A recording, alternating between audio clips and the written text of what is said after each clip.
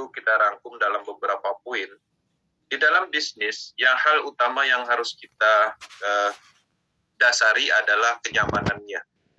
Ya, itu adalah salah satu faktor yang mendukung kesuksesan. Ketika kita nyaman di dalam suatu bisnis tersebut, itu kita akan mendapatkan kesuksesan penuh nantinya. Ya, tidak menipu orang, kemudian sistemnya kuat. Nah, di sini pertama pastinya bisnis ini tanpa beban sistem. Kalau dulu ada istilah sniper, ya, teman-teman bisa menjebolkan sebuah project network. Misalnya ingin diluncurkan project network, saya kumpulkan beberapa investor, kemudian terkumpul 10 miliar, saya masukkan ke dalam sistem project tersebut, saya dapat keuntungan 10%, modal beserta keuntungan 10% saya tarik, sistemnya berhenti pada saat itu juga. Nah, di sini itu tidak bisa dilakukan. Tidak bisa di sniper dalam kategori menembak sistem ini sendiri. Sistem ini cukup kuat secara ketahanan sistemnya. Dan ini menarik.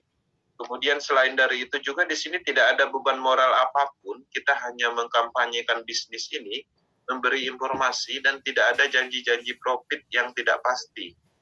Kalau dulu teman-teman ikut bisnis, misalnya produk investasi, ya 10 juta, kemudian berhasil merekrut si A, B, teman sekolah dan tetangga kita misalnya, mereka ikut bergabung yang 10 juta kan kita dapat bonusnya 10%.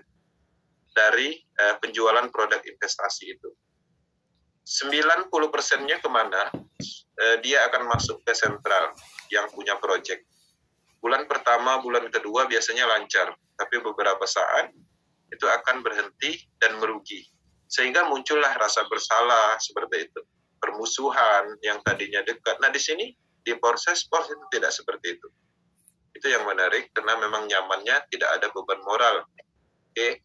Kemudian anti-scam juga. Dan kita jarang menemukan bisnis yang berani menyatakan anti-scam, anti-penipuan. Ya, ini menarik. Kemudian transparan 100%.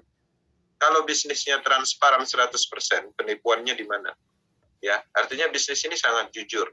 Bahkan dengan adanya sistem seperti ini, orang yang nggak jujur pun mau nggak mau harus jujur. Contoh misalnya kalau dulu kita bisa melakukan testimoni manipulasi namanya. Supaya orang bergabung, kita bercerita, 1 bulan kita dapat 1 miliar misalnya. Tapi itu bisa kita ucapkan, tapi tidak bisa dibuktikan. Tapi kalau diproses, itu tidak bisa kita lakukan. Artinya sistem menuntut kita untuk kejujuran karena transparan itu. Saya berbicara dapat 1 miliar di proses BSD, itu saya tidak bisa menyebutkan itu karena orang bisa melakukan pengecekan. Itu salah satu contoh satunya, salah satu contoh kecilnya, dan banyak hal lain. Oke, teman-teman di sini apa penyebab scam?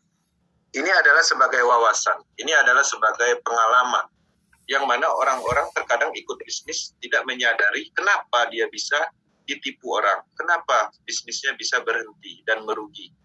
Sebenarnya poinnya ada 2, ya. Server data terpusat, artinya sistem itu, datanya itu terpusat, ada di server yang bisa ditargetkan. Bisa ditargetkan oleh kompetitornya, diserang oleh hacker, diambil alih, sistemnya berhenti. Masalah regulasi, ya, diambil alih sama yurisdikasi atau kekuasaan tertentu, anggaplah pemerintah misalnya, maka sistemnya akan berhenti. Selain dari itu juga, pastinya sistemnya dikontrol penuh oleh admin tertentu, sehingga gampang sekali mereka mengganti program bahkan menyalahi aturan yang sudah ditetapkan. Nah, itu adalah salah satu poin penting yang teman-teman harus sadari. Itulah penyebab scam selama ini.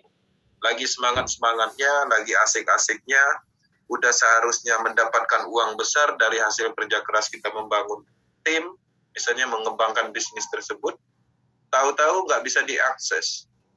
Maintenance 1 minggu. Setelah 1 minggu diundur lagi misalnya 1 bulan, 2 bulan gitu. Akhirnya tutup. Itu kenapa terjadi? Itu karena memang datanya sudah diserang atau diambil alih, bahkan memang faktor kesengajaan. Ya, development-nya sudah mencapai target, dana masyarakat sudah terkumpul banyak, ya mereka tutup. Buat apa lagi? Oke. Kemudian kontrol sistem terpusat, ya ini masuk dalam server terpusat, ya sistemnya itu misalnya kita dapat bonus banyak nih di akun berupa angka-angka, anggaplah misalnya $100.000, tapi dalam tulisan, dan itu kita lakukan withdraw atau pencairan, klik menu withdraw, nanti pada saat kita klik itu ada admin yang meng-approve, ya, ada kontrol di dalam sistemnya. Walaupun kita klik withdraw-nya berulang kali, kalau adminnya nggak mau bayar, nggak mau mencairkan bonus itu, uangnya nggak masuk ke rekening, ya. Seperti itu polanya, artinya ada kontrol sistem terpusatnya. Itu biasanya terjadi tidak ada pembayaran seperti itu. Itu adalah salah satu contoh kontrolnya itu terpusat. Nah, dana terpusat itu hal yang paling besar yang menyebabkan scam selama ini. Jadi teman-teman bisa bayangkan ketika kita melakukan bisnis dan ikut di dalam suatu proyek, membeli produk atau apapun itu yang kita keluarkan dalam bentuk uang, uangnya itu kan kita transfer ke rekening tertentu. Yang mana rekening itu adalah rekening perusahaan atau admin yang pastinya ada orang yang bisa mengakses, yang menguasai dana itu.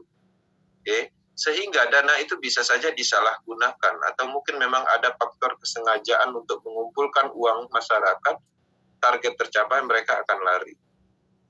Bayangkan, jangankan sekelas bisnis pemasaran, ketika ada faktor dana terpusat, asuransi, perbankan, yang jelas legalitasnya, gedungnya tinggi-tinggi, ya, dia membuka seminar apapun, itu akan scam juga, karena faktor ini. Nah, di dalam pengembangan project proses, itu ciri-ciri ini, itu sama sekali tidak ditemukan. Ya, proses dan pors tidak ada pengumpulan dana. Proses dan pors sistemnya terdesentralisasi penuh dan tidak ada kontrol apapun, bahkan kreatornya, developnya sendiri tidak mempunyai hak untuk akses ketika sudah masuk ke dalam smart contract.